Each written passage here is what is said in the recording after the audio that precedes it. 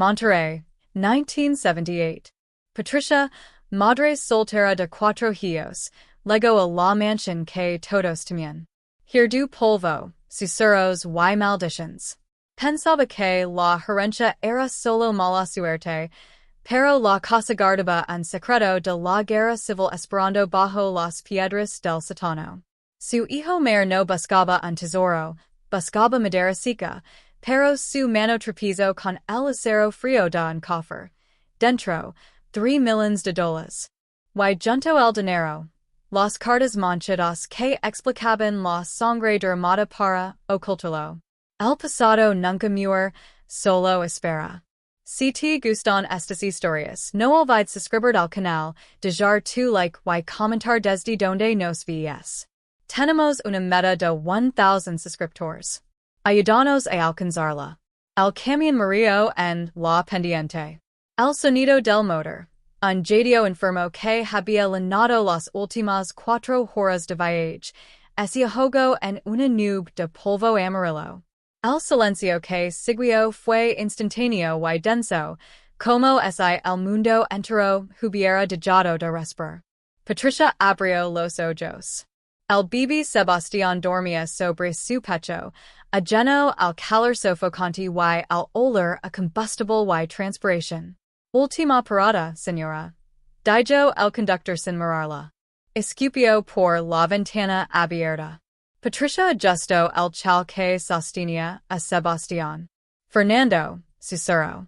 Su hijo mayor, de 10 años, despertó sobresaltado.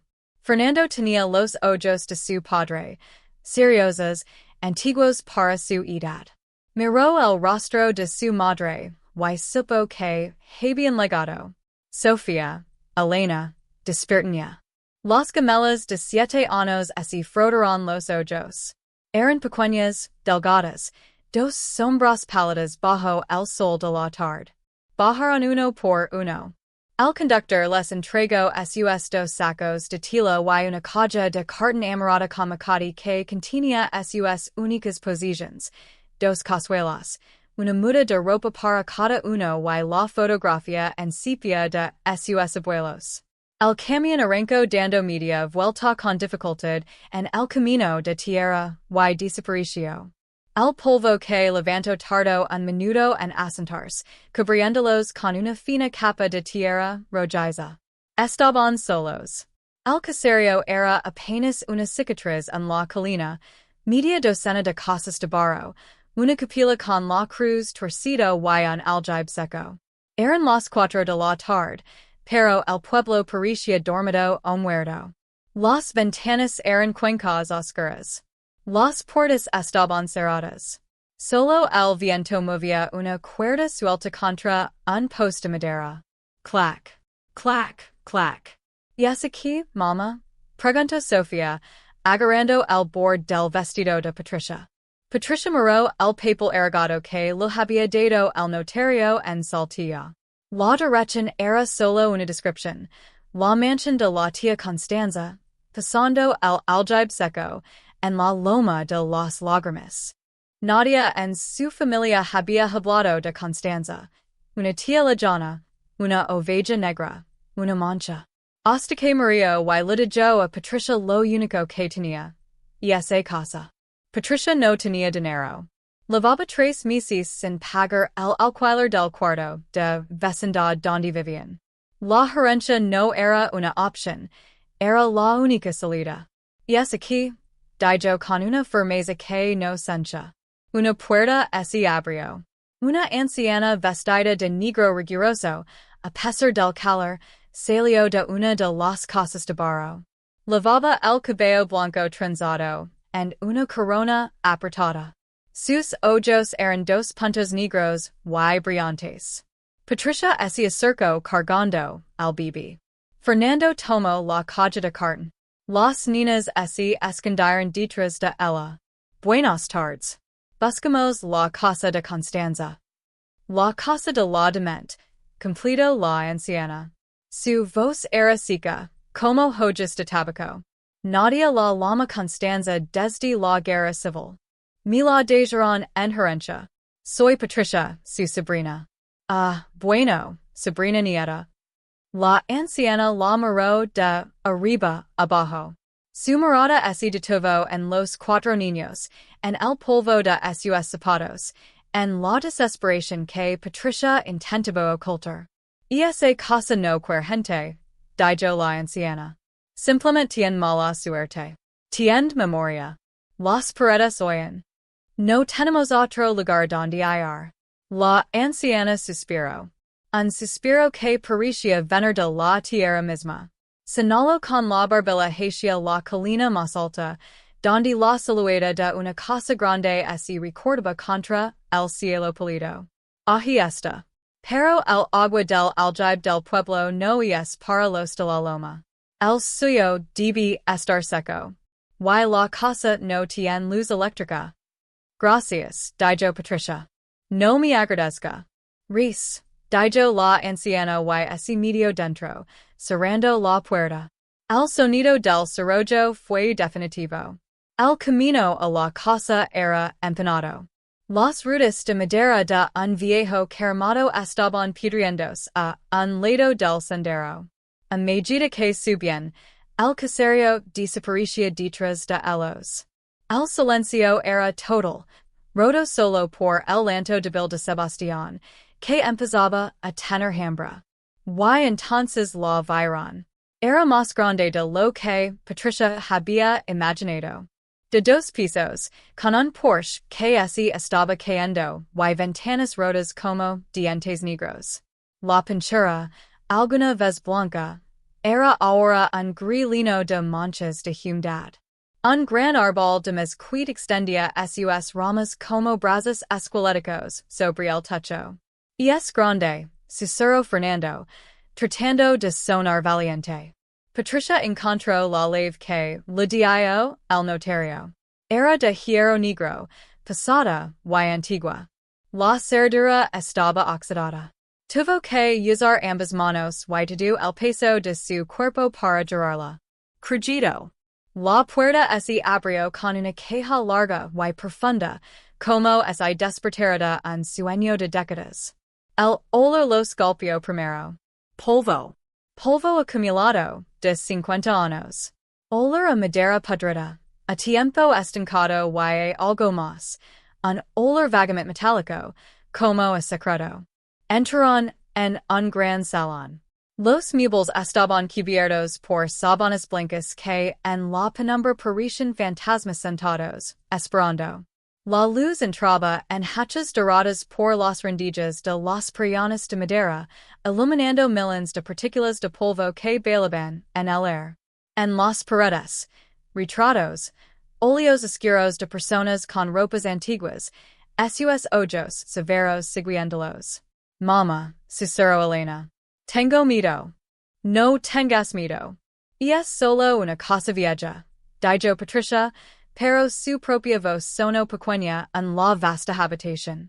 Esta sucia, y todo. Fernando, busca las ventanas.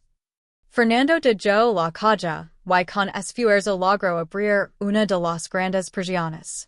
El mecanismo rechinó, pero la madera cedió. La luz de la tarde inundó la habitación, revelando la magnitud del abandono. Telarañas gruesas colgaban del techo. El yeso del techo estaba agrietado, pero la estructura era fuerte. La madera del suelo era ancha, de buena calidad. Es sólida, dijo Patricia más para sí misma. Tocó la pared fría. Esa noche, el primer misterio se presentó. No tenían velas, solo una pequeña lámpara de petróleo que Patricia había traído. Cenaron tortillas frías, y queso seco. Limpiaron un rincón del salón principal, apilando las sábanas de los muebles para hacer camas improvisadas en el suelo. Patricia acostó a los niños. Fernando, agotado, se durmió al instante. Las niñas tardaron más abrazadas. Sebastián durmió en el hueco del brazo de su madre. Patricia se quedó despierta, escuchaba. El viento de la noche en Monterrey era frío. Silbaba a través de las ventanas rotas del segundo piso, pero los ruidos que Patricia escuchaba no eran del viento, eran de la casa. Primero, un crujido fuerte, como si alguien pesado caminara sobre el piso de madera en el cuarto de al lado. Patricia se tensó. Sostuvo la respiración. Silencio. Luego, desde abajo, desde el suelo bajo sus cabezas, un sonido sordo. Boom, boom. Como si una puerta pesada se cerrara por el viento. Pero no había viento en el sótano. Patricia se dijo a sí misma que eran los cimientos, que era la casa asentándose, aunque la vara 100 años asentada. Se dijo que era el miedo, la advertencia de la anciana. Esa casa tiene memoria. Se acurrucó más cerca de sus hijos. Entonces sintió algo. Una corriente de aire helada. No venía de la ventana que Fernando había abierto. Venía del suelo, de entre las tablas de madera del piso, unos metros de donde estaban acostados. Un aire frío que olía a tierra humida, y hierro. Patricia cerró los ojos con fuerza, rezando en silencio. No había heredado una casa. Había heredado un atad lino de susurros. Y ahora estaban atrapados en él. El primer misterio no era el ruido. Era el frío que subía del suelo. Un frío que olía a tierra removida, esperando pacientemente que alguien viniera a descubrir que había debajo. La primera mañana fue una bofetada de luz gris. El sol de Monterrey no entraba en esa casa con alegría. Se filtraba con dificultad, como un visitante temeroso. La luz no iluminaba, exponía, revelaba el verdadero estado de la mansión. No era románticamente antigua, era brutalmente vieja. Patricia se despertó con el cuerpo entumecido por el suelo duro. Sebastián el bebé había dormido, pero ahora se quejaba. Un llanto bajo y hambriento. Las gemelas, Sofía y Elena, estaban acurrucadas juntas, con los pulgares en la boca. Una costumbre que Patricia pensaba que ya habían superado. Solo Fernando estaba despierto, sentado con la espalda recta contra la pared, observando la habitación. Fernando, dijo Patricia, su voz rasposa. Oí los ruidos, mamá. Dijo el sin mirarla. Es el viento, hijo. La casa se está acostumbrando a nosotros. Fernando no pareció convencido. ¿Qué vamos a desayunar? Esa era la pregunta que lo gobernaba todo.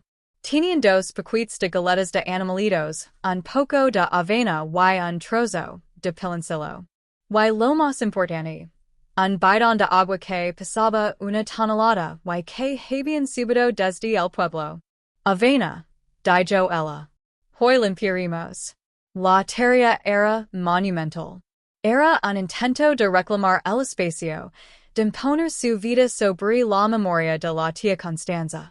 Patricia abrió todas las ventanas del primer piso que no estaban celadas por el óxido. El aire fresco entró, pero no pudo desplazar el olor a encierro. Era un olor a tiempo, a madera que había absorbido décadas de silencio y quizás de miedo. Comenzaron en la cocina.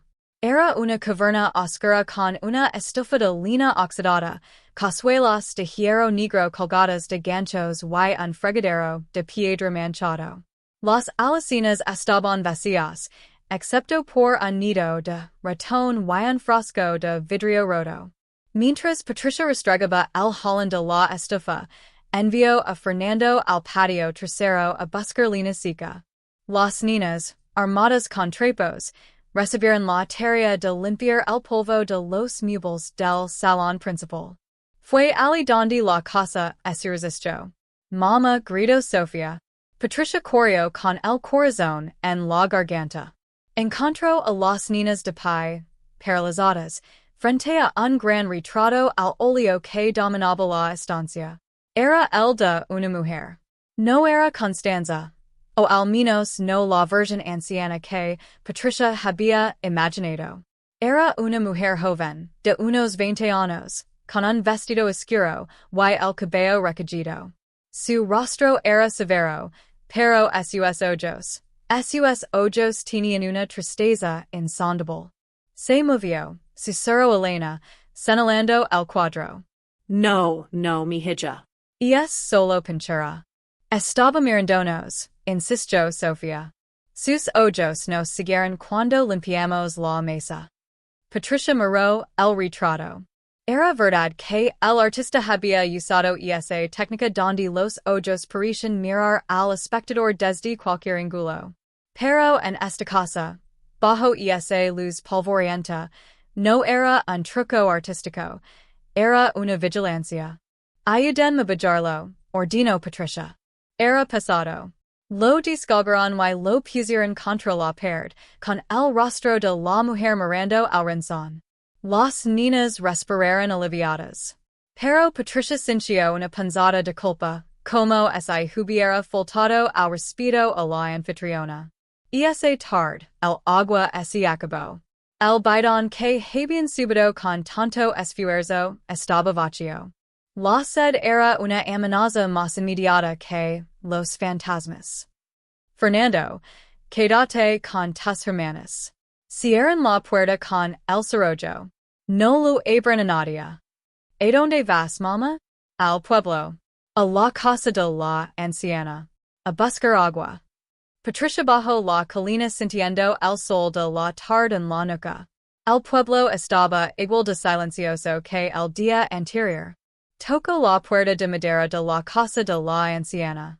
Pasó un minuto. Finalmente se abrió una rendija. Los ojos negros y brillantes la escucharon. ¿Qué quiere, señora? Por favor. Mis hijos. Necesitamos agua. El aljibe del pueblo es del pueblo, dijo la anciana. Solo un poco. Se lo pagar cuando pueda. La anciana, cuyo nombre supo después era Dona Remedios, la miró. Vio algo en la desesperación de Patricia. Quizás un reflejo de sí misma. O quizás solo piedad. La casa de la loma tiene su propio aljibe, detrás del árbol de mezquite. Debe estar seco, dijo Patricia. El agua, como la memoria, a veces solo necesita que la busquen, dijo Dona Remedios. Sacó un tubo de metal con agua fresca, y así lo tendió. Tome. Pero no vuelva a pedir. Aprenda a usar lo que le dejaron. Cerró la puerta. Patricia subió la colina con el tubo. Era pasado y el agua se derramaba sobre sus zapatos.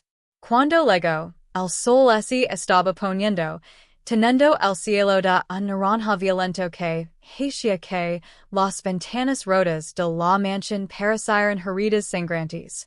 Encontró a Fernando en el patio trasero. Había estado jugando. Mamá mira. Estaba de pie junto a un círculo de piedras cubierto por una pesada placa de madera podrida.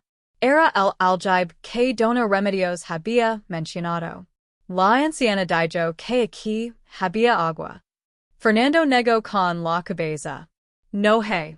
Solo el fío. Señaló algo más.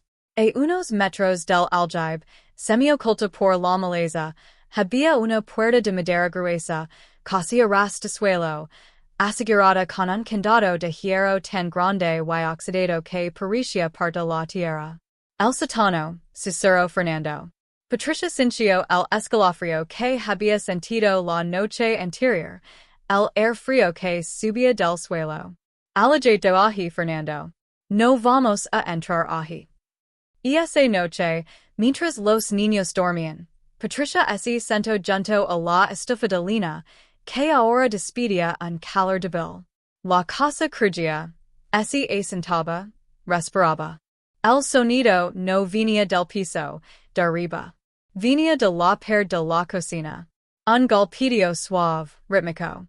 Tap, tap, tap. Como si alguien, con mucha paciencia, estuviera contando los segundos. Esperando. Patricia miró la pared. Luego miró la puerta que daba al salón donde sus hijos dormían. Estaba atrapada entre el hambre del presente y los secretos del pasado.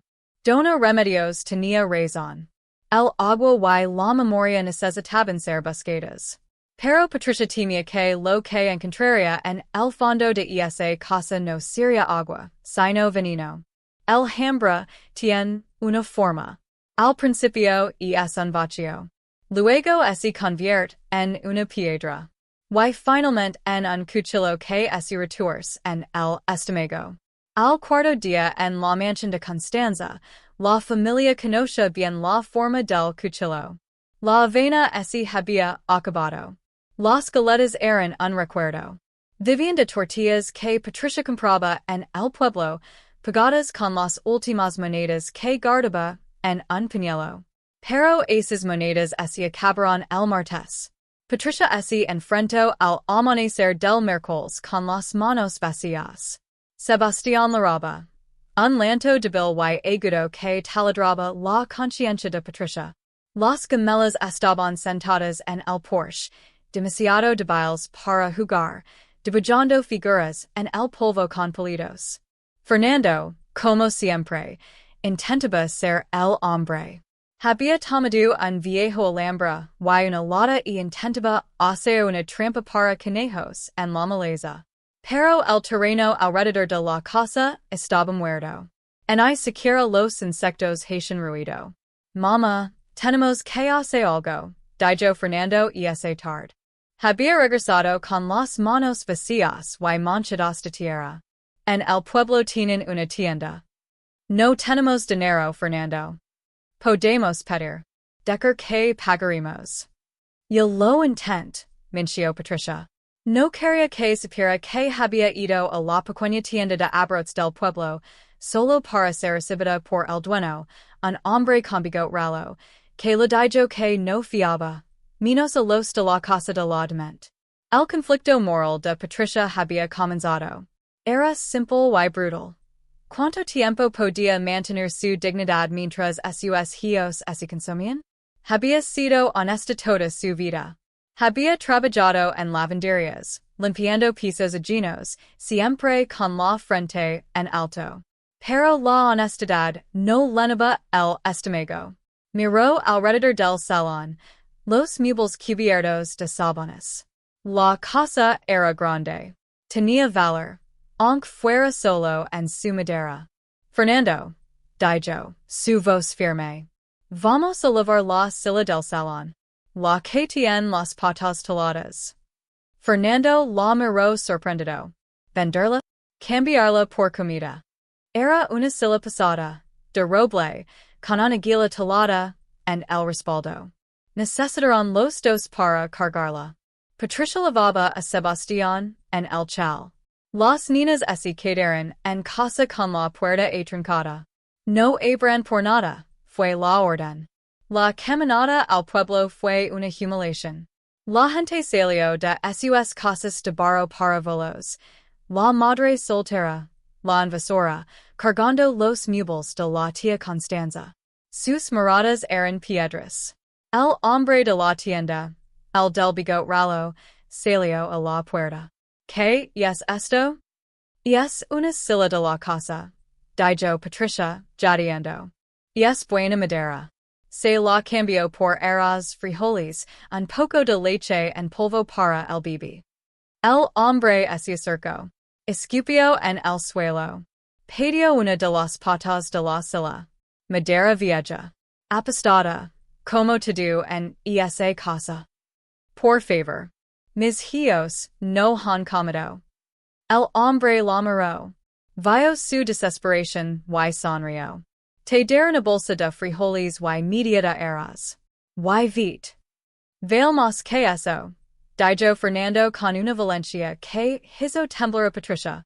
Así muchacho, dijo el hombre, acercándose a Fernando. En este pueblo, las cosas valen lo que yo digo. Y las cosas de esa casa no valen nada. Están malditas. Patricia puso una mano en el pecho de Fernando. Está bien. Aceptamos. Regresaron con la comida, pero sin la silla. La dignidad de Patricia pasaba menos que una bolsa de frijoles. Se sintió sucia. Se sintió derrotada. Mientras cocinaba esa noche, al olor del arroz y los frijoles llenando la cocina, Fernando se sentó a su lado en el suelo. Estaba calado y enojado. No debís dejar que nos humilara, dijo. ¿Estás comiendo? No. El silencio entre ellos fue tenso. Más tarde, mientras limpiaba la cazuela, Fernando le tendió algo en la palma de la mano. Lo encontré mientras buscaba lina. Suca de la zanja donde intent poner la trampa. Era una moneda grande, de plata, casi negro por la tierra. No era un peso mexicano. Tenía una aguila diferente y letras en un idioma que no entendían. Había más, dijo Fernando. Pero raras como esta. Patricia frotó la moneda. Estaba gastada. ¿Dónde? Suca del sótano. ¿Dónde la tierra está hundida? Patricia sintió un escalofrío. La casa, después de quitar su dignidad, ahora lo ofrecía. ¿Qué? ¿Limosnas? No le digas a nadie. Guárdala, dijo. Esa noche, el conflicto de Patricia se profundizó. El hambre física había sido reemplazada por un hambre moral. La casa la estaba probando, la estaba despojando de su orgullo capa por capa. Y ahora le mostraba pequeñas monedas, como un señuelo. Fue a veradona remedios. La anciana estaba sentada en su mecedora en el porche, aunque era noche cerrada. Parecía estar esperándola. El hombre de la tienda lo robó, dijo Dona Remedios. No era una pregunta. Necesitaba la comida. Constanza también necesitaba cosas. Por eso hizo lo que hizo. Patricia se detuvo. ¿Qué hizo? Era orgullosa como tú, dijo la anciana. Creía que era mejor que este pueblo. Se rodeó de hombres que no eran de aquí. Hombres con rifles y botas brillantes. Hombres de la guerra civil, o que dicen serlo. Ellos le dieron dinero. Y luego quisieron la casa. ¿Y qué pasó? La casa no se deja quitar, susurró Dona Remedios. Constanza tampoco. Hubo sangre. Mucha sangre. Justo donde tu hijo encontró esa moneda. Patricia sintió que el suelo se movía. La moneda no era un hallazgo casual. Era una advertencia. ¿Qué sangre? Preguntó Patricia. La tierra no olvida, Patricia. Y esa casa tiene la mejor memoria de todas. Ahora duermes sobre ella. Y te está midiendo. La casa había tomado su sila, su orgullo y su paz. A cambio, le ofreció una verdad manchada de sangre y una moneda de plata que olía a tierra de tumba. El moneda no era un regalo. Era una invitación a cavar más profundo. Y Patricia pronto descubriría que cada objeto que la casa revelaba venía con un precio, su sangre, su cordura o su alma. El cielo se rompió el viernes. El aire de Monterrey, seco y polvoriento durante una semana, se volvió espeso y amarillo. El viento dejó de soplar. El silencio que cayó sobre la colina era antinatural, un silencio preñado de violencia. Patricia lo sintió en sus huesos. Miró por la ventana del salón, la misma que Fernando había abierto el primer día. El pueblo de abajo parecía haberse encogido, acurrucado contra la tierra. Fernando, gritó. Trae toda la lina que puedas. La que esté seca. Metela en la cocina.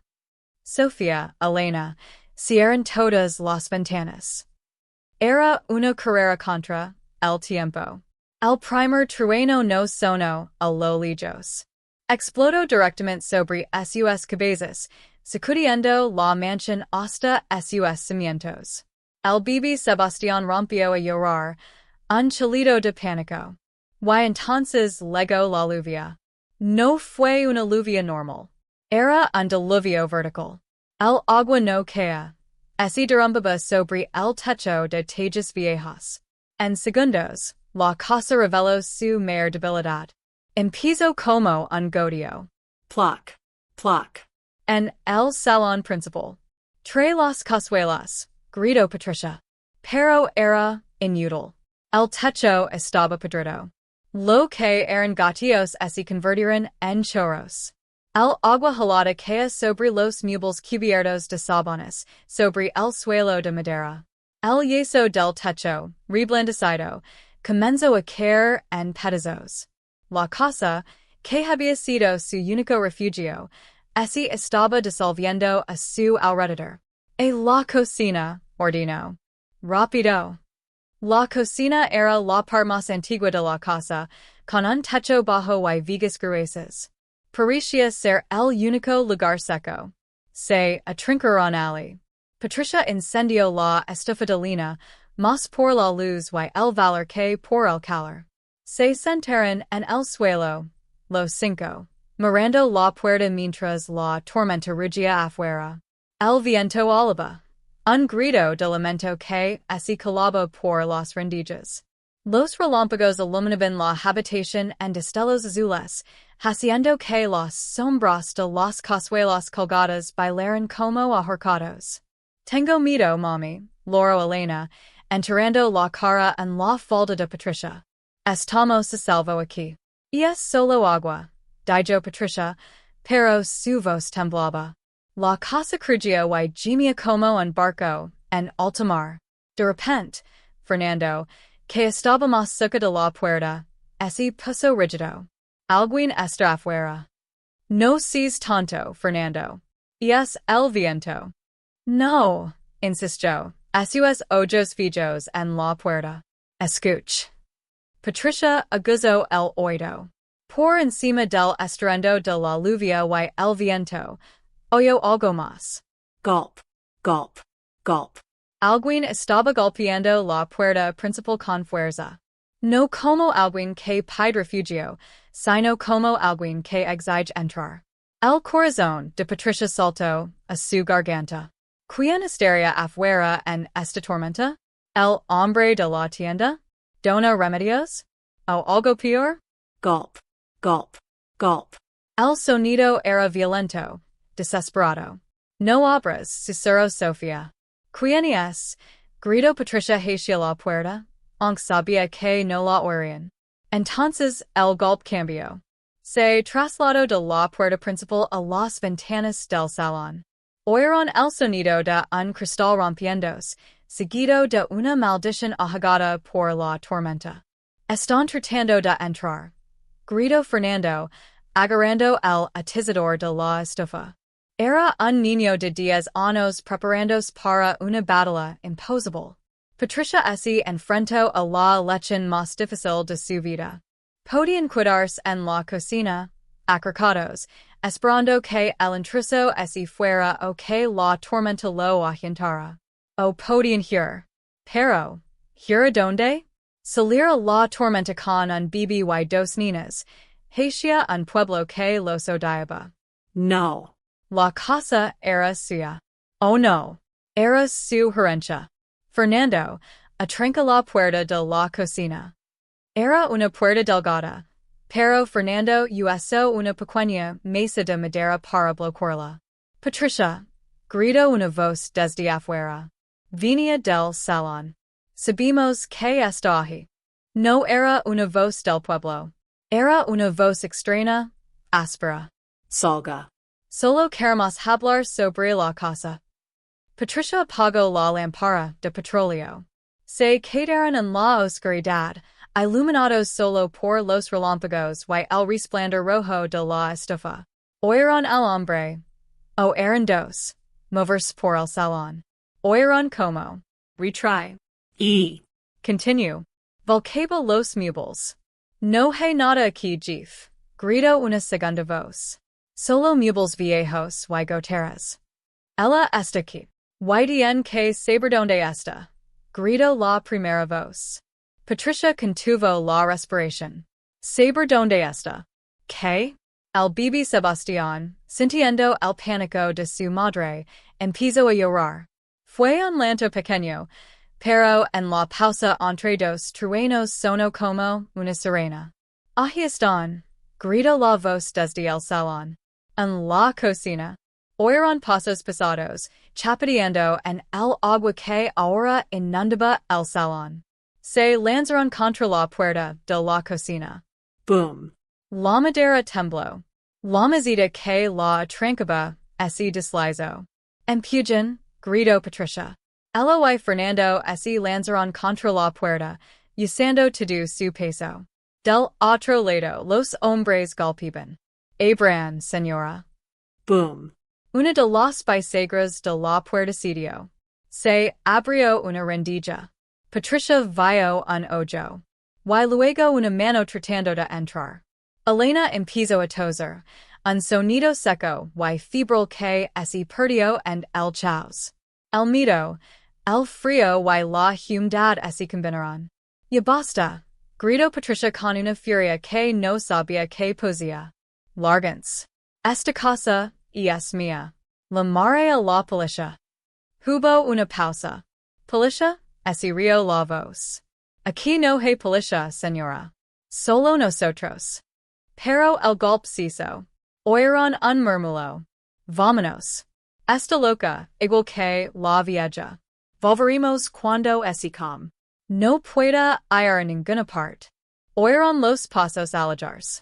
El sonido de la puerta principal serendos de golpe. Patricia y Fernando se quedaron apoyados contra la puerta de la cocina, temblando, empapados en sudor y lluvia. La tormenta rigió durante otra hora, pero los intrusos no volvieron. Cuando la lluvia finalmente se redujo a un godillo, Patricia se atrevió a moverse. Elena estaba ardiendo. La fiebre la había golpeado como un rayo. La niña temblaba violentamente en el suelo frío. La leche de Patricia de cuidarse había salvado a sus vidas, pero había cobrado un precio terrible. El intruso no era la amenaza más grande esa noche. Era la casa. Y la casa acababa de reclamar a su primera víctima. Los hombres se habían ido, pero la verdadera amenaza acababa de despertar. El frío no venía de la tormenta. Venía de adentro. Y la fiebre de Elena era solo el primer pago de la herencia. Tormenta pasó, pero dejó atrás un silencio peor. Un silencio frío, humido, que olía a yeso mojado y a enfermedad. Elena ardía. La fiebre no era una calentura de niño. Era un fuego que la consumía desde adentro. Sus labios estaban secos y agrietados. Y sus ojos, cuando los abría, estaban vidriosos y no reconocían a Patricia. El sol de la mañana iluminó la devastación. El salón principal era un pantano. Los retratos colgados en la pared habían logrado lágrimas de humedad, dejando estelas oscuras. El retrato de la mujer severa, el que habían puesto en el rincón, estaba boca abajo en un charco de agua sucia. Pero a Patricia no lo importaba el salón. No lo importaban los hombres de la noche anterior. Su universo se había reducido a la pequeña cocina y al cuerpo tembloroso de su hija. Había agotado sus propios remedios. Había usado los últimos trapos secos para poner compresas frías, pero el agua del aljibe estaba helada y la hacía temblar más. Necesitaba ayuda. Necesitaba canina, un médico, algo que la casa no podía dar. Fernando, dijo Patricia, su voz rota por la falta de sueño. Sueda a tus hermanos. Hirvagua. No dejes que Elena se enfríe, pero no la dejes arder. ¿A dónde vas? Preguntó él, sus ojos de 10 años linos de un pánico adulto. Al pueblo. Dijo a Sebastián con Sofía y salió corriendo. No camino. Corrió. Bajo la colina, resbalando en el lodo que había dejado la tormenta. No sentía la humiliación de la última vez en el miedo. Sentía una rabia fría. El pueblo la recibió con su habitual silencio. Las puertas estaban cerradas. El hombre de la tienda barría el lodo de su entrada. Cuando vio a Patricia, escupió y miró hacia otro lado. Ella no fue a la tienda. Fue directamente a la casa de Dona Remedios. Golpeó la puerta, no con la súplica de la última vez, sino con la fuerza de la desesperación. Toc, toc, toc. Dona Remedios, abrame, por favor. Yes, mi hija. La puerta se abrió. La anciana estaba allí con su rebozo negro. Su rostro era una máscara de arrugas. Se lo dijo la anciana. Esa casa cobra. Siempre cobra. Mi hija es mujer, dijo Patricia. Y en ese momento, su orgullo se quebró. Las lágrimas que no había derramado por Alhambra, and I por la humiliación, and I por el miedo, brotaron. Cayó de rodillas en el umbral de Dona Remedios. Por el amor de Dios, ayúdame. Sé que usted sabe de hierbas. Por favor. Dona Remedios la miró arrodillada en el lodo. Vio a la madre, no a la heredera. Suspiró. Un sonido que pareció mover las hojas secas del patio. Levantate del suelo, mujer. Llorar no baja la fibra. Entra. La casa de Dona Remedios era lo opuesto a la mansión.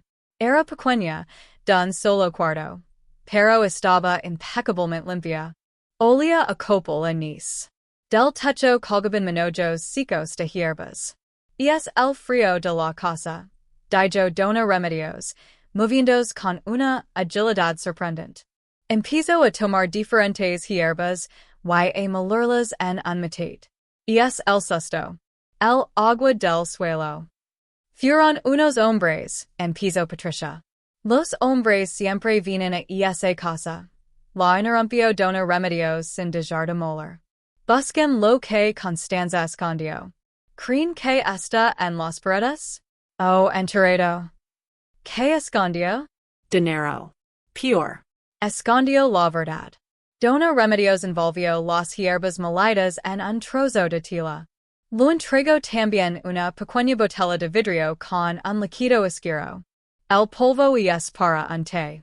Hirvelo hasta que huela fuerte. Que lo tome. El líquido oscuro, y su voz bajo, es para frotar en el pecho y en la espalda. Pero ten cuidado. Es fuerte. ¿Qué es? Rayos de vibora y aguardiente. Sacra el frío del hueso.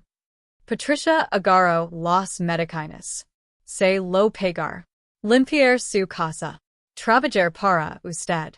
No quiero tu trabajo, dijo la anciana. Quiero que entiendas. Constanza no era una demente. Era una mujer acrolada, como tú. Esos hombres que vinieron anoche no son los primeros. Eran los nietos, o los hijos de los que vinieron la primera vez, después de la guerra civil. ¿Qué quieren? Se corre el rumor de que Constanza se quedó con el pago de un batalón. Oro o dólares. Algo que valía una fortuna. Lo usó para comprar esta tierra, para construir esa casa. Pero ellos dicen que era dinero manchado. Dinero de traición. Y que lo quieren de vuelta. Patricia sintió el vértigo. Su herencia no era una casa. Era una deuda de sangre. Ella no tenía nada, susurró Patricia. La casa está vacía. Eso crees tú, dijo Dona Remedios. Ahora vete. Y no dejes que el fuego se apague esta noche. Patricia corrió de regreso. La subida fue agonizante. Encontró la cocina llena de humo. Fernando había mantenido el fuego, pero estaba llorando en silencio en un rincón. Elena estaba peor. Convulsionaba débilmente. Fernando, agua hirviendo.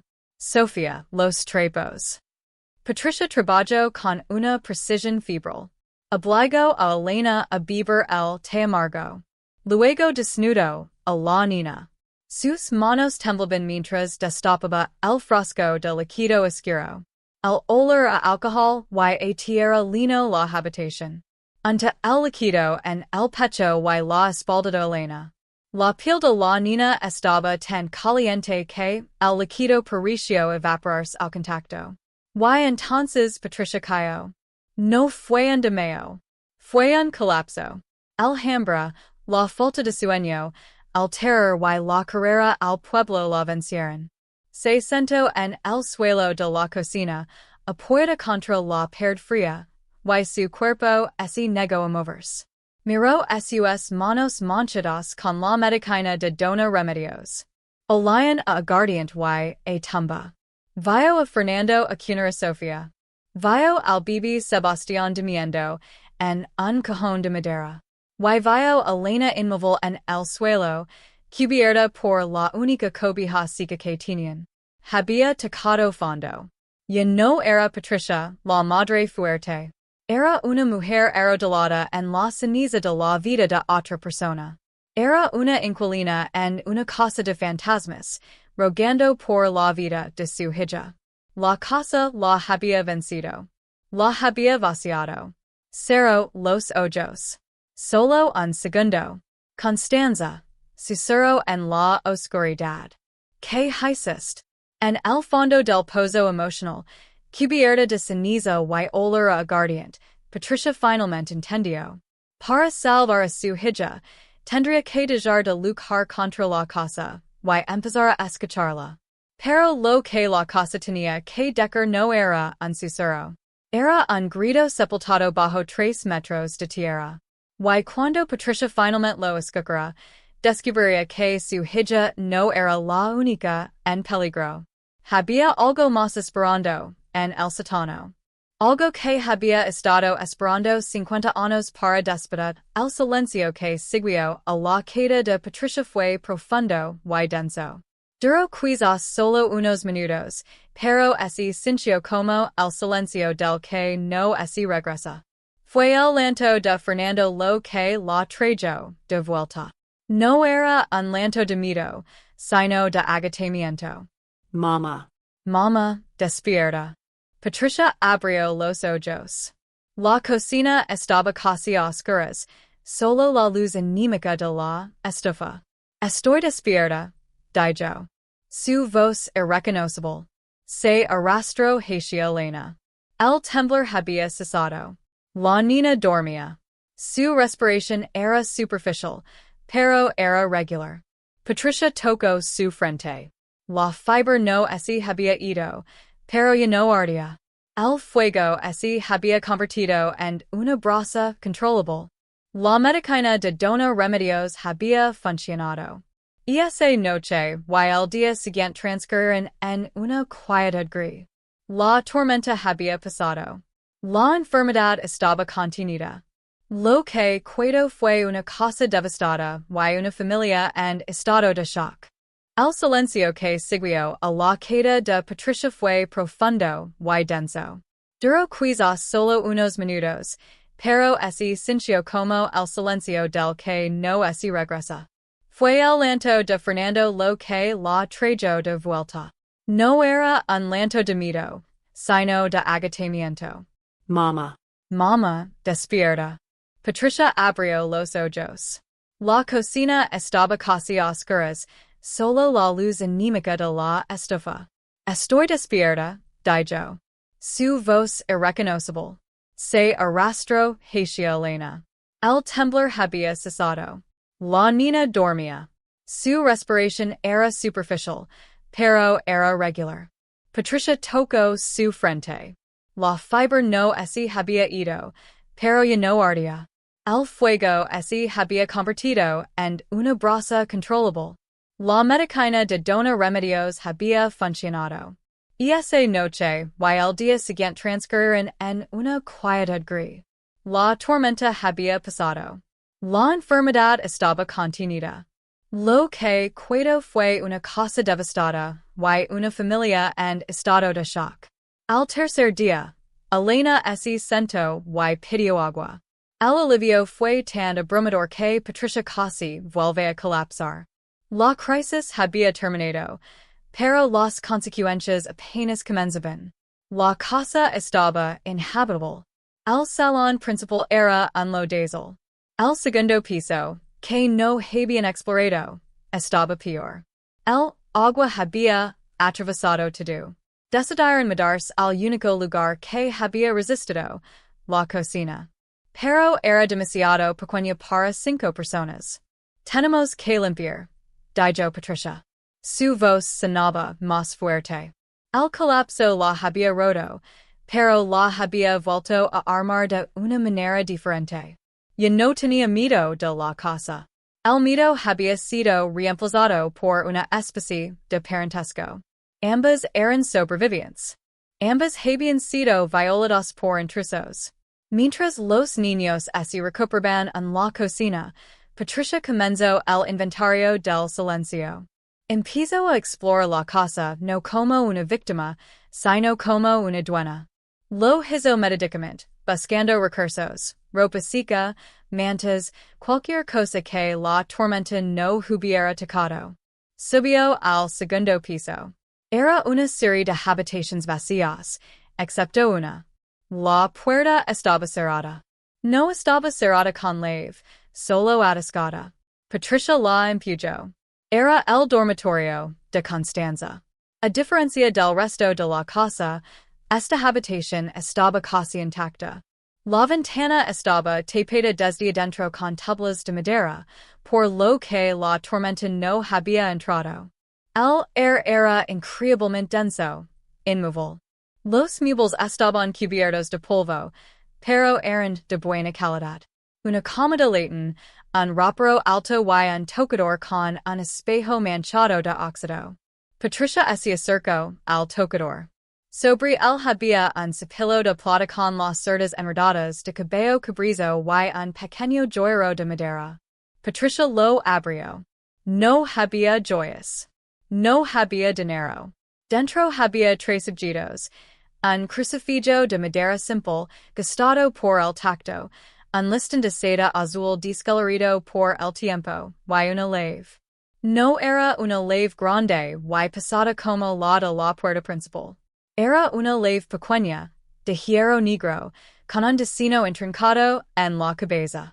Una lave para un candado. Oh, una caja fuerte. Patricia tomó la lave. Estaba fría. Sintió una conexión inmediata. Esto no era parte de la fortuna que buscaban los hombres. Eran los tesoros de una mujer. Una mujer que amaba el listón. Una mujer que cría el crucifijo. Y una mujer que guardaba secretos, la lave. Vio su propio reflejo en el espejo manchado. Parecía una extraña. Su cabello estaba enmorenado. Tenía ojeras oscuras. Se parecía, se dio cuenta, a los retratos severos de abajo. Se había convertido en una mujer de la casa. Constanza, dijo al irquieto. ¿Qué serás con esto? Bajo con la lave en el bolsillo.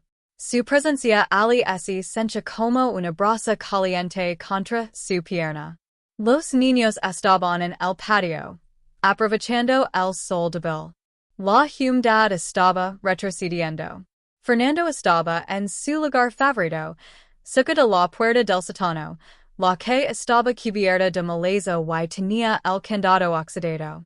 Me pregunto qué hay ahí abajo, dijo Fernando, golpeando el candado con el atizador. El candado era enorme. Parecía una pieza de hierro fundido. Dije que te alejaras de ahí, dijo Patricia, pero su voz no tenía filo. Se acercó. Miró el candado. Era antiguo, más viejo que la casa misma. Los hombres que vinieron, dijo Fernando. Buscaban esto. Tal vez, dijo Patricia. Sacó la lave del bolsillo. Encontré esto. Se la mostró a Fernando. Los ojos del niño se abrieron. Y es para el candado. No, dijo Patricia. Y es demasiado pequeña. La lave de su bolsillo era para un secreto personal. El candado del sótano era para un secreto público. Se agachó junto a la puerta del sótano. El air frío que había sentido la primera noche seguía emanando de las rendijas. El olor a tierra humida, y a hierro. Dona remedios dijo que la verdad estaba escondida. Los hombres buscaban dinero, pero Constanza había dejado la lave de sus tesoros personales a la vista. El dinero, ese dio cuenta Patricia, estaría guardado de otra manera. No con una lave pequeña, sino con algo más fuerte. Ayúdame a limpiar el salón, Fernando. Tenemos que sacar el agua. Pero mientras hablaba, su mirada no se apartaba del candado del sótano. La tormenta había limpiado el aire, pero también había removido la tierra. Cerca de la puerta del sótano, donde Fernando había encontrado la moneda, el lodo se estaba secando y algo brillaba. No era una moneda. Era un trozo de metal. Patricia se acercó y lo sacó del lodo. Era una bala de rifle antigua, pesada, deformada.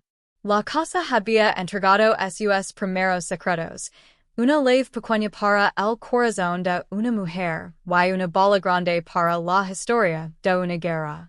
Y Patricia supo que la lave más importante era la que aún no tenía, la del candado del sótano.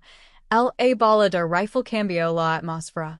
Era la prueba física de las historias de Dona Remedios. La violencia no era un rumor. Era un hecho de metal y plomo enterrado en el patio trasero. Patricia sostuvo la bala en la palma de su mano. Era pesada, como un pecado condensado. Fernando la miraba, sus ojos fijos en el objeto. Eran de la guerra civil, ¿verdad? Preguntó Fernando. Como en la escuela. Sí, dijo Patricia, guardando la bala en el mismo bolsillo que la lave de Constanza. Los dos secretos ahora chocaban en su cadera. Y ahora tenemos que vivir aquí. El descubrimiento de la bala, seguido de la recuperación de Elena, marcó un punto de inflexión. La familia dejó de ser víctima de la casa. Se convirtieron en sus cuidadores. Y quizás en sus arqueólogos del objetivo inmediato era el sótano. Y no era una cuestión de miedo. Era una necesidad. Si los hombres de la tormenta vuelven, dijo Patricia, más para sí misma que para Fernando, no podemos estar aquí arriba. Y es una trampa. El sótano se convirtió en su obsesión. Pero el candado era el guardián. Era una pieza formidable de hierro forjado, con una placa de metal cubriendo el hoyo de la cerradura. El óxido lo había fusionado, convirtiéndolo en una sola pieza con la argolla de metal. La lave que en contraste no sirve, dijo Fernando, frustrado después de intentar forzarla. No era para esto, dijo Patricia. ¿Dónde está el atizador? Pasaron 2 días intentando romper el candado. El primer día fue la fuerza bruta. Fernando golpeaba el candado con el atizador. El sonido metálico resonaba en el patio, pero el candado no cedía. Patricia intentó usar una piedra para golpear el atizador como un cincel. Solo lograron abalar más el hierro. El segundo día fue la estrategia. Aceit, dijo Patricia. Habían encontrado una lata de aceite para lámparas en la cocina, casi vacía. Vertieron el aceite sobre el mecanismo del candado. Dejaron que se remediara. Mientras esperaban, limpiaron la maleza alrededor de la puerta. La puerta del sótano no era grande, pero estaba hecha de tablas de madera increíblemente gruesas, unidas con ramajes de hierro. Estaba construida para resistir un asedio. Ella no quería que nadie entrara, susurró Sofía, que había venido a volos trabajar. Oh, no quería que algo saliera, respondió Elena, que se había vuelto calada y solemne desde su enfermedad. Se tardvolvieron a intentarlo. Patricia usó el atizador como palanca. Fernando usó una barra de metal que encontraron en el patio, probablemente parte una vieja carreta. Hicieron palanca juntos. 1. dos. Trace. La madera crugio. El metal gimio. Pero fue la argala en la perd la que empizo a cedar. No el candado. Esta saliendo. Grito Fernando. Tiraron de nuevo. La piedra de la perd. Reblandecida por la lluvia y el tiempo. Ese rompió. La argala completa, con el candado on unido a ella. Ese desprendió del marco. Cayó al suelo con un golpe sordo. Estaba hecho. Se miraron. Estaban cubiertos de sudor y tierra. Silencio. Patricia puso la mano en la manilla de la puerta. Era un simple anillo de hierro. Tiro. La puerta no se movió. Estaba hinchada por la humedad, celada contra el marco. Juntos, dijo Patricia. Se arrodillaron en el lodo. Patricia y Fernando.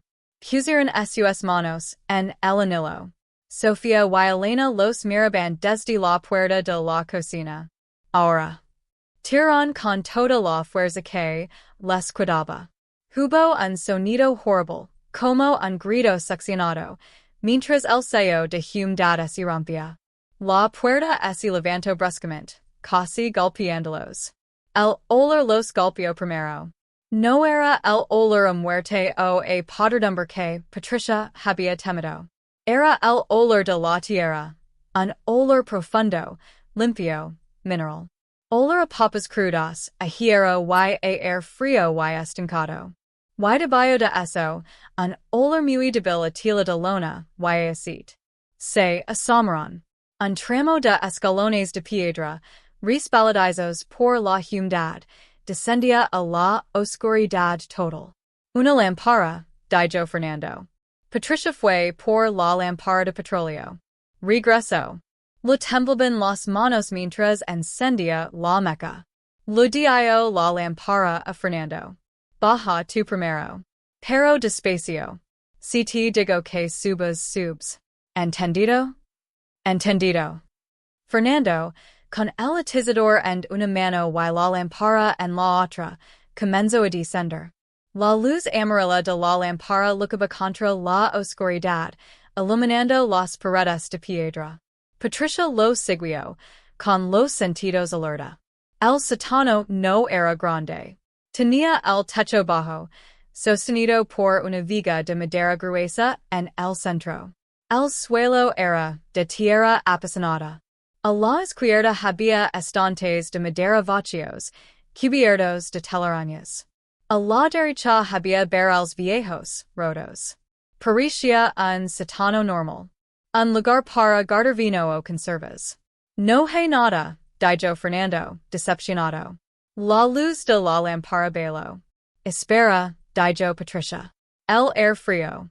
La primera noche lo había sentido en el salón principal, no en la cocina. El salón estaba encima de esta habitación. ¿Dónde está el frío? Preguntó ella. Caminaron por el suelo de tierra. Y entonces lo sintieron. En una esquina, la tierra estaba diferente. No estaba suelta. Estaba hundida, como un parche. Aquí, dijo Patricia, poniendo su pie. El frío subía a través de su zapato. La tabla suelta, susurró Fernando. Patricia lo miró. Que la anciana, dona remedios, dijo que los hombres buscaban lo que Constanza escondió.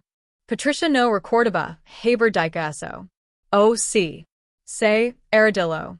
La lámpara iluminó su rostro. No había una tabla suelta. Era tierra.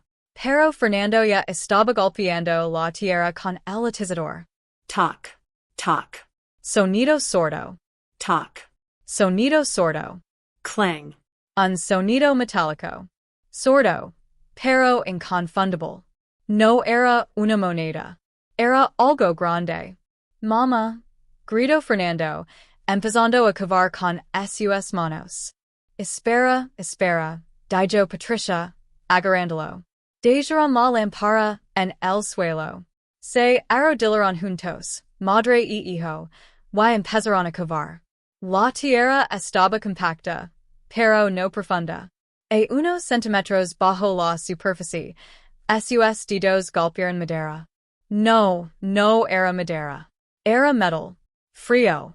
Una caja, jadeó Fernando. Patricia apartó la tierra frenéticamente. Era una caja grande.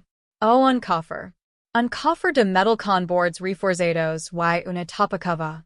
Estaba cubierto de óxido y tierra, pero estaba intacto. Se miraron, con los ojos muy abiertos a la luz parpadeante de la lámpara. El sótano estaba en silencio. La casa encima de ellos parecía contener la respiración. No había candado. Solo dos pestillos grandes. No, dijo Patricia. No lo toques. Pero, mamá? No. Hasta que sepamos que es. Tenemos que pensar. Pero era demasiado tarde para pensar. Fernando, en su impaciencia, ya había tirado de uno de los pestillos. Estaba rígido, pero se movió. Click. Habían abierto la puerta al pasado. Y ahora el pasado estaba allí, en un cofre de metal que olía a tierra y a aceite, a solo un pestillo de cambiar sus vidas para siempre. Pero lo que encontraron dentro no fue solo dinero. Fue algo mucho peor. Junto a los fallos de billetes había un diario. Y en la última página, una confesión. Los mata-todos. 13 hombres. Sus cuerpos están bajo el árbol de mezquite. Que Dios me perdone. Patricia cerró el diario, temblando. No habían heredado una fortuna. Habían heredado una tumba. El sótano estaba, en un silencio absoluto, roto solo por el sisio de la lámpara de petróleo. El primer pestillo, el que Fernando había abierto, estaba suelto. El segundo estaba rígido por el óxido y la tierra. Mamá, susurró Fernando, su voz temblando de emoción, no de miedo. Patricia no respondió. Estaba paralizada. Podía sentir el frío del metal a través de sus rodillas erodeladas en la tierra. Era un frío que no pertenecía a la tierra, sino al tiempo. Puso su mano sobre el segundo pestillo. Espera, dijo ella. Reza. No eran religiosos. La vida había sido demasiado dura para tener tiempo de ir a misa.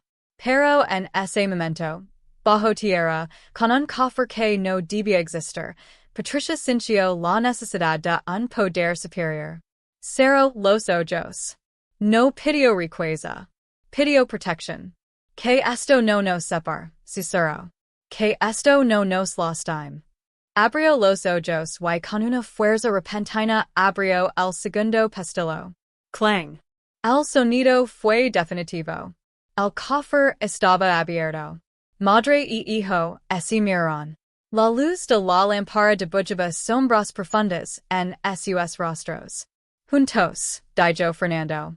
Pusieron sus manos en el borde de la pesada tapa de metal. Contaron hasta tres y tiraron. Las bisagras, preservadas por la tierra seca, no requinaron. La tapa se abrió con un pesado whoosh de aire desplazado. El olor no era el olor a tierra. Era un olor seco, a papel viejo, aceite de lona y a algo vagamente químico. Patricia levantó la lámpara para iluminar el interior. Su primer pensamiento fue de decepción. No había oro brillante. No había joyas. El cofre estaba lleno de paquetes, ladrillos de lona grisácea cosidos con hilo grueso y amarrados con cuerda. Estaban apilados de forma tan perfecta que parecían parte de una máquina. Eran docenas. Cientos. ¿Qué es? Dijo Fernando, extendiendo la mano. No toques, espidó Patricia. Su mente corría. Bombas. Munitions. Algo de la guerra. Se inclinó más cerca. Vio que la lona en uno de los paquetes estaba rota en una esquina. Asomaba algo. Papal. Papal verde. Con manos temblorosas, Patricia agarró el paquete más cercano. Era pesado. Denso. Usó la una para rasgar una de las costras. La Lonicidio. Saco el contenido. Eran fejos de billetes. Papal moneda que Patricia solo había visto en fotografías de periódicos. Tenían caras de hombres extraños y palabras en inglés. Dolos estadounidenses.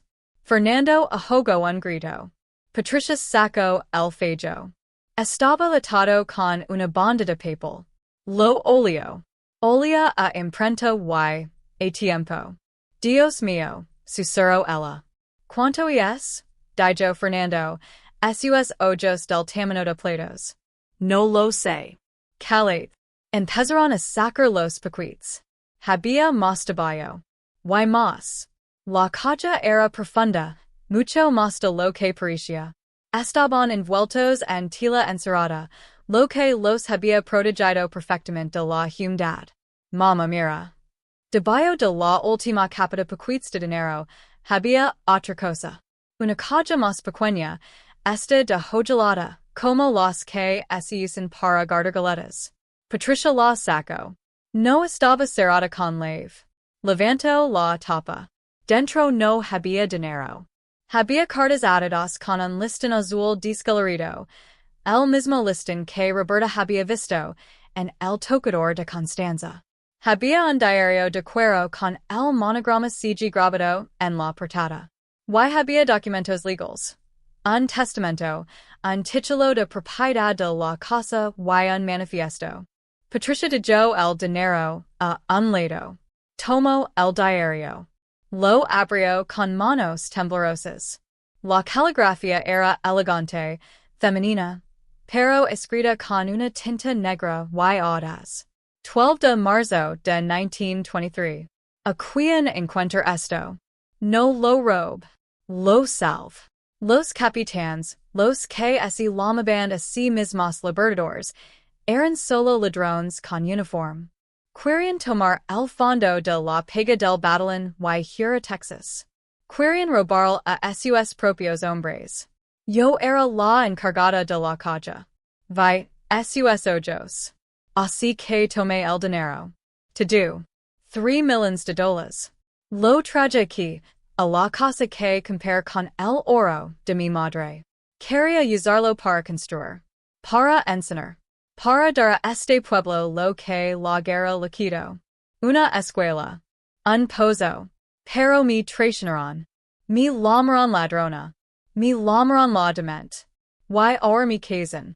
Sus hijos y sus nietos me casaron. Creen que esto es suyo. No lo es. Y esta tierra. Patricia tuvo que leerlo 3 veces. ¿Qué dice mamá? Preguntó Fernando, que estaba apelando los fejos de dinero a su lado, hipnotizado. Patricia pasó las páginas rápidamente. 1924. No puedo salir. Me vigilan desde el pueblo. Me tiran piedras. Dicen que mi casa está maldita. La maldición no es la casa. Son ellos. 1930. He tapado las ventanas del cuarto. El frío es meat. O tal vez el frío soy yo. 1945. Estoy vieja. El dinero sigue bajo tierra. No puedo usarlo. El rumor es hizo más grande que yo. Y entonces llegó a la última página. Las manos de Patricia empezaron a temblar violentamente. 3 de enero de 1950. Esta es mi última confesión. Que Dios me perdone por lo que hice. Cuando vinieron por el dinero la primera vez en 1924, eran 13 hombres. Armados. Borrachos. Dijeron que mi matarían si no les daba lo que era suyo. Yo había preparado la casa. Había envenenado el aguardiente. Lo bebieron todos. Morían entre convulsions, en mi salón. Los arrasté uno por uno al patio. Los enterré bajo el árbol de mezquite. 13 cuerpos. 13 almas que claman venganza. Sus familias nunca supieron. Dijeron que habían huido a Texas. Pero están aquí. Bajo la tierra. Esperando. El dinero no es una fortuna. Es sangre. Y quien lo encuentre heredará mi culpa. Constanza Garza. Patricia de Jo care el diario, el satano pericio, girar a su alrededor. Mama, ¿qué pasa? Dijo Fernando. Ella no podía hablar. No podía respirar. No habían heredado una fortuna. Habían heredado una tumba. Habían heredado 13 cadáveres y la culpada un asesinato masivo. Los hombres que vinieron durante la tormenta. Los nietos. Los bisnietos. Buscaban a sus antepasados tanto como buscaban el dinero. Y ahora Patricia lo sabía. El árbol de mezquite. Dijo Patricia, su voz apenas un susurro. Sub ahora. Subieron del satano como si escaparan del infierno mismo. Patricia cerró la puerta con violencia, empujando piedras pesadas contra ella. Fernando la miraba, confundido y asustado por la transformación de su madre. ¿Qué decía el diario? Nada. Olvida lo que viste. Pero el dinero. No existe, gritó Patricia. Su voz resonó en el patio vacío. Fernando retrocedió. Patricia se cubrió la cara con las manos. Estaba temblando. Tenía que pensar. Tenía que decidir. Y esa noche, después de acostar a los niños en la cocina, Patricia salió al patio trasero con la lámpara de petróleo. Camino hacia el árbol de mezquite. El árbol que había dominado el patio desde su llegada. El árbol que ahora parecía vigilarla con ramas esqueléticas. Se arrodilló en la tierra seca debajo del árbol. Y comenzó a cavar con sus manos. No tuvo que cavar mucho. A medio metro de profundidad, sus dedos tocaron algo. No era piedra. Era tila. Tila podrida. Aparto más tierra. Un cráneo humano la miró desde la oscuridad. Patricia gritó. Se echo hacia atrás, cayendo sobre su espalda. La lámpara se volcó, casi apagándose. Jadeando, cubrió rápidamente el cráneo con tierra. Con manos temblorosas, alisó la superficie. Los 13 cuerpos. Constanza no había mentido. Patricia corrió de vuelta a la casa. Se encerró en la cocina. Se sentó en el suelo, abrazándose a sí misma, meciéndose. Ahora lo entendía todo. El frío que subía del suelo. Los ruidos. Los susurros. La casa no estaba embrujada por fantasmas. Estaba construida sobre una fosa común. A la mañana siguiente, Patricia tomó una decisión. Tenía dos opciones. Ir con el dinero y vivir como fugitiva, siempre mirando por encima del hombro, o quedarse y enfrentar la verdad. Pero había una tercera opción. Una que Constanza nunca tuvo el valor de tomar. Confesión. Se vistió con su ropa más limpia. Tomó el diario de Constanza y las cartas. Dejó el dinero escondido en el sótano. Fernando. Sueda a tus hermanos. Volveré antes del anochecer. No fue al pueblo. Fue más lejos. Camino 5 kilómetros por el camino de tierra hasta la siguiente aldea, donde había una pequeña oficina del gobierno municipal. Entró. Había un hombre mayor detrás de un escritorio, fumando un cigarro. Necesito hablar con las autoridades, dijo Patricia. Sobre un crimen. Un crimen viejo. El hombre la miró con curiosidad. ¿Qué tipo de crimen? Asesinato. 13 asesinatos. En 1924. El hombre dejó de fumar. Patricia puso el diario sobre el escritorio. Mi tía Constanza Garza. Confieso antes de morir. Los cuerpos están enterrados en mi propiedad. Bajo el árbol de mezquite. Lo que siguió fue un torbellino. Las autoridades llegaron a la casa al día siguiente. Policías. Un fiscal. Un médico forense. Excavaron bajo el árbol de mezquite. Encontraron los restos de 13 hombres. Uniformes podridos. Huesos. Balas todavía incrustadas en algunos cráneos. La noticia explotó como dinamita. Los periódicos de Monterrey publicaron titulares sensacionalistas. La casa de la muerte. Heredera descubre fosa común de la revolución. Los hombres de la camioneta azul, los nietos, fueron arrestados cuando intentaron huir. Tenían antecedentes. Extorsión. Robo. La policía había estado buscándolos. Y Patricia, en lugar de ser arrestada como cómplice, fue declarada testigo clave y heredera legítima. El fiscal, un hombre serio llamado licenciado Vargas, se reunió con ella en la casa. Señora, su tía cometió un crimen terrible, pero fue en defensa propia. Y usted hizo lo correcto al reportarlo. El caso está cerrado. Los cuerpos serán identificados y entregados a las familias. Pero hay un problema. ¿Cuál? El dinero. Y es evidencia. Tendremos que confiscarlo. Patricia asintió lentamente. Entiendo. Pero esa noche, después de que las autoridades se fueron, Patricia regresó al sótano. El cofre seguía allí. Pero ahora estaba abierto y vacío. Las autoridades habían tomado fotografías y registros. Sin embargo, Patricia sabía algo que ellos no sabían. No todo el dinero estaba en el cofre.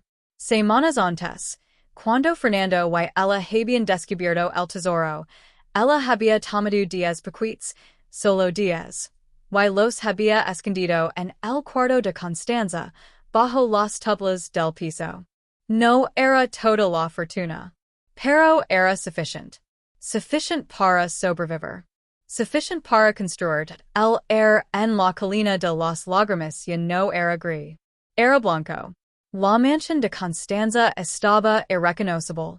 Pintada de un blanco brillante con puertas y ventanas de un azul profundo. El porche estaba reparado.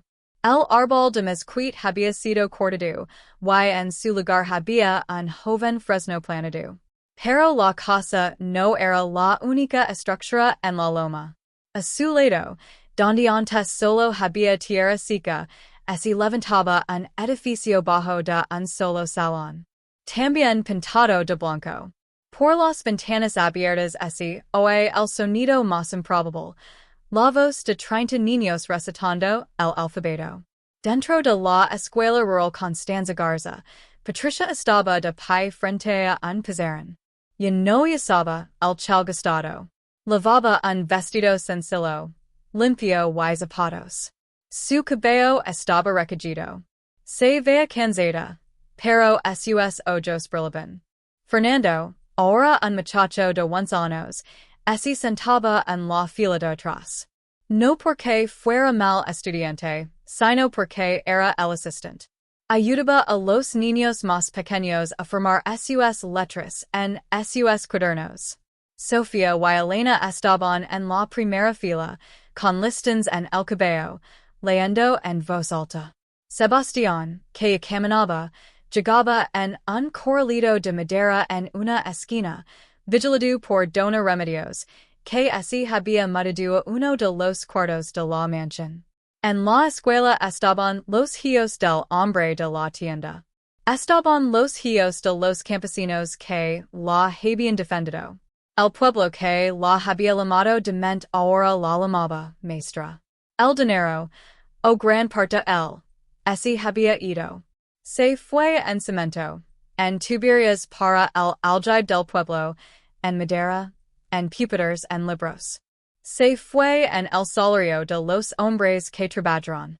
Patricia había sembrado el dinero tan profundamente en la comunidad que arrancarlo era imposible.